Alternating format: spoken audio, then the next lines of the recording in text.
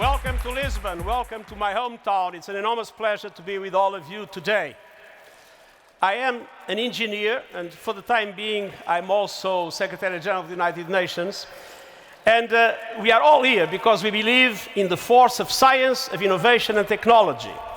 But from my perspective, what is important is to combine innovation in technology with innovation in public policy to make sure that innovation works for the good of humankind. Now, let's look a little bit into the recent past to be able to project the near future.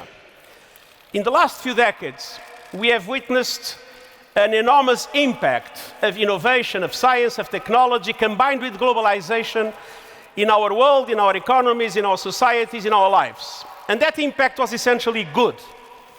Enormous increase in growth of trade and economy, huge growth of the global middle class and drastic reduction in the number of absolute poor, very meaningful improvement in the living conditions of the overwhelming majority of the population, growth in life expectancy, decrease in child mortality, soaring literacy rates.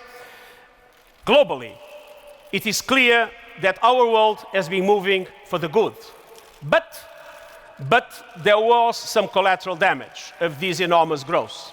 And I would like to notice 2 points. First, climate change. Second, growing inequality. I believe climate change is the defining threat of our times. And climate change combines with a different other set of megatrends, population growth, chaotic urbanization, food insecurity, water scarcity, being climate change the engine, the main accelerator.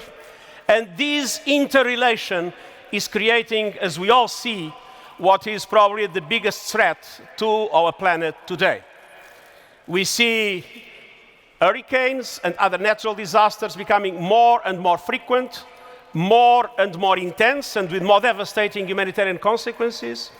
We see at the same time desertification making progress, human environments being destroyed, people having to flee, massive movements of population, refugees and migrants. And at the same time, we see a larger competition for resources that triggers instability or conflict and makes climate change also a security problem in today's world. At the same time, growing inequality. 8 men, because they are men, not women, 8 men own as much wealth as half, the poorest half of humanity. And as we live in an environment of global prosperity, it is more difficult for people to feel they are left behind.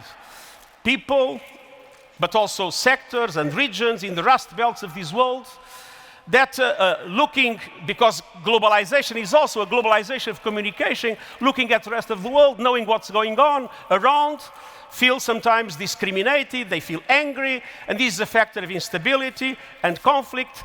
And it is undermining the trust of people in relation to institutions, the trust of people in governments, the trust of people in relation to international organizations like the UN, the trust of people in relation to political establishments.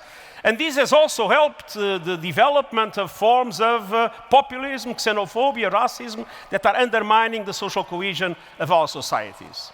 Which means we need to be aware that globalization is a force for good, that development of new technologies is a force for good, but we need to be attentive to be able to respond to the eventual collateral damage that exists.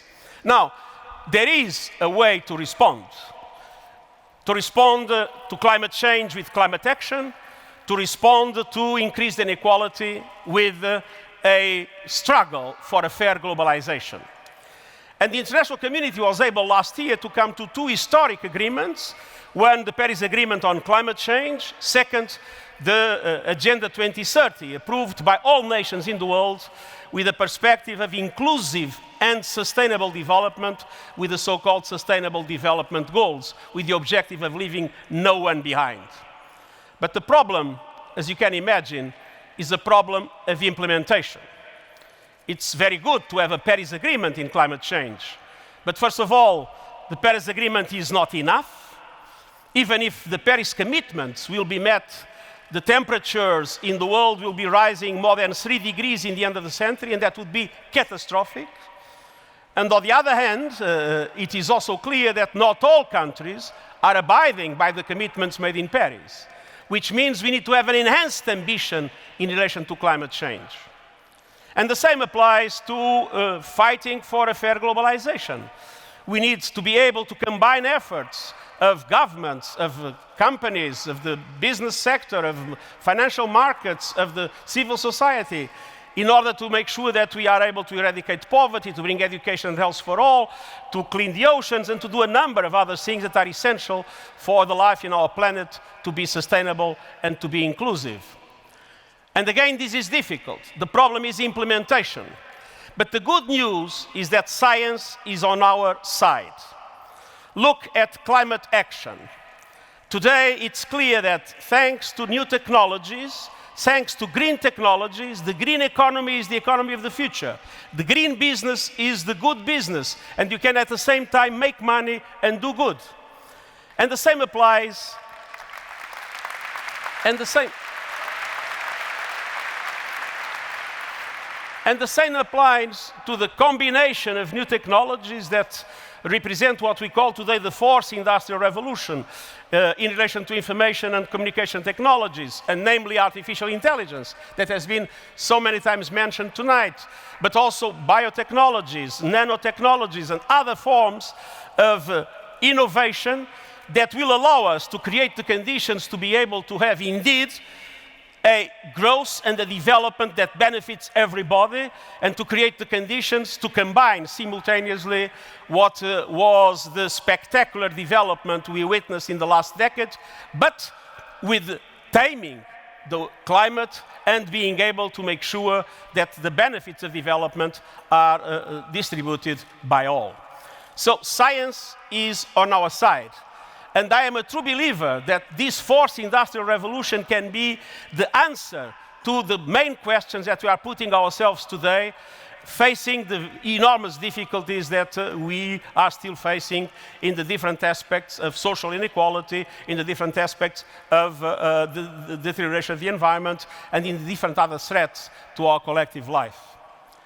But as in relation to the past, we need to be able now to look into the near future with a strategic vision, and combining the action of governments with the private sector, with researchers, academia, the civil society, in order to be able to make sure that this fourth industrial revolution is indeed, in all its aspects, a force for good.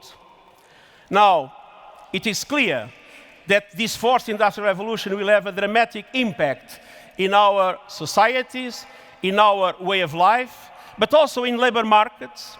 And it's very important to anticipate the potential negative impacts of this technological evolution. Just to give an example, in the country where I live today, in the US, the profession that has more people working in it is driving. Now, very probably, in a few years' time, we will not need drivers for cars, drivers for trucks, and drivers for the majority of the equipment we have to handle. So we risk to have massive unemployment, both in the developed and in the developing world, with the development of some of the new technologies that we are facing. The answer is not, of course, to stop that development. The answer is to be able to adapt the way we work in our societies in order to be able to anticipate this trend instead of responding to it when it comes and doing it too late, as it sometimes has happened in the past. And that means a revolution and a massive investment in education and training. And the education we need for the future is different from the education we are used to discuss. It's not how to learn to do things, but how to learn, because the things we do will not be done tomorrow. And the way we think our educational systems need to be essentially rethought. Safety nets, social safety nets need also to change. And even the way we look at work and leisure, the way we divide our times, the way we divide our lives, will have to change quite dramatically.